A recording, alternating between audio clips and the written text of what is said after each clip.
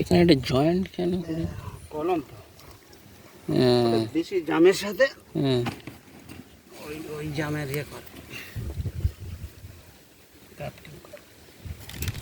Hybrid quality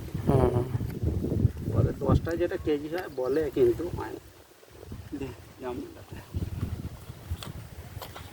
এই জামরুলটা কিন্তু বড় জামরুল, ওই তো জেটের মতো ওই ঘাটু না।